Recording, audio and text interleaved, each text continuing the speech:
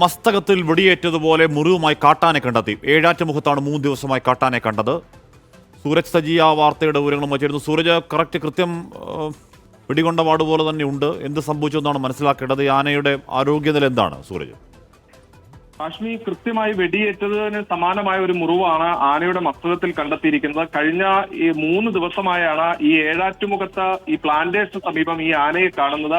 പിന്നീട് ഈ സംശയം തോന്നി, അതായത് ഈ ആന മുഖത്തേക്ക് മണ്ണ് വാരിയെറിയുമ്പോൾ ഒരു സംശയം തോന്നിയ നാട്ടുകാരാണ് ഈ ആനയുടെ തലയിൽ ഈ വെടിയേറ്റതിന് സമാനമായ മുറിവ് കണ്ടെത്തുന്നത്. ഈ വെടിയുണ്ട മസ്തിഷ്കത്തിൽ ഇരിക്കുന്നതിന് സമാനമായ മുറിവാണ് എന്നുള്ളതാണ് നാട്ടുകാർ പറയുന്നത്. ഇന്നലെ ഉൾപ്പെടെ ഈ ആന പുഴയിലിറങ്ങി തീറ്റ എടുക്കുന്ന സമയത്തെല്ലാം അതിന്റെ ആരോഗ്യസ്ഥിതിയിൽ ഉൾപ്പെടെ ആശങ്ക പ്രകടിപ്പിക്കുന്നുണ്ടായിരുന്നു എന്നുള്ളതാണ് നാട്ടുകാർ പറയുന്നത്. അതുകൊണ്ട് തന്നെ ഈ ആനയ്ക്ക് വെടിയേറ്റിട്ടുണ്ടോ എന്നത് സംബന്ധിച്ച് ഒരു അന്വേഷണം വേണമെന്ന ആവശ്യമാണ് ഈ പ്രദേശവാസികൾ മുന്നോട്ട് വെക്കുന്നത്.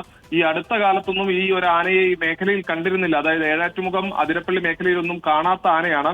അതുകൊണ്ട് തന്നെ എവിടെ നിന്നെങ്കിലും വെടിയേറ്റതിന് ശേഷം ഈ മേഖലയിലേക്ക് എത്തിയതാകാം എന്നുള്ള ഒരു നിഗമനത്തിലാണ് നിലവിൽ ഈ നാട്ടുകാരടക്കമുള്ളത്. പ്ലാന്റേഷൻ കോർപ്പറേഷന്റെ എണ്ണപ്പനത്തോട്ടത്തിലാണ് ഇപ്പോൾ ആനയുള്ളത്.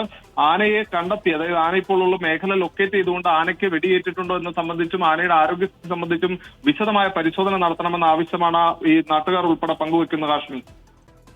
സൂരജ് സജിയാണ് വാർത്തയുടെ വിവരങ്ങൾ നൽകിയത്. അതിൻ്റെ മസ്തകത്തിൽ വെടിയേറ്റതുപോലൊരു പാടുണ്ട്. ആരോഗ്യം അത്ര മെച്ചപ്പെട്ടതല്ല. മാത്രമല്ല ആ മുറിവിലേക്ക് അത് മണ്ണ് വാരിയിടുന്നുണ്ട്. അപ്പോൾ എന്ത് ചെയ്യാൻ കഴിയുമെന്നുള്ള ആലോചനകൾ വേണമെന്നുള്ളതാണ് നാട്ടുകാർ പറയുന്നത്.